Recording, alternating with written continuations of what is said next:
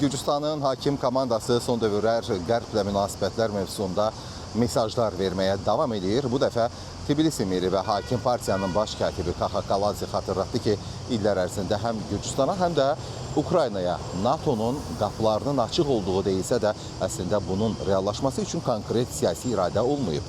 Onun sözlərinə görə bugün artıq NATO üzvləri də bunun faktiki mümkün olmadığını açıq şəkildə etiraf edirlər. Tbilisi meri çıxışında Amerika Birləşmiş Ştatları ilə münasibətlərə də toxundu.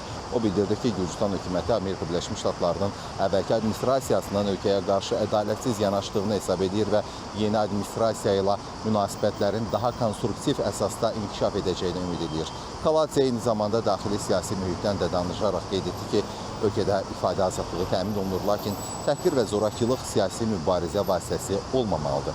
Onun sözlərinə görə ölkədə xarici qüvvələr tərəfindən idarə olunan agentlik nümayəndələri var, onların xarici himayədarları var, təlimatlar, tapşırıqlar alırlar və buna uyğun hərəkət edirlər. Kaladze kimin hardan maliyyələşdirildiyini, kimə hansı təlimatların verildiyini bildiklərini də dedi. Beləliklə, hakim komandanın son açıqlamaları göstərir ki, Tbilisi həm NATO ilə bağlı gözləntiləri, həm də Amerika Birləşmiş Ştatları və Qərblə münasibətlərin gələcək formatına dair əvvəlki mövqeyini dəyişməyib və bu mövzular ölkənin daxili siyasi gündəmində əsas müzakirə mövzularından biri olaraq qalır.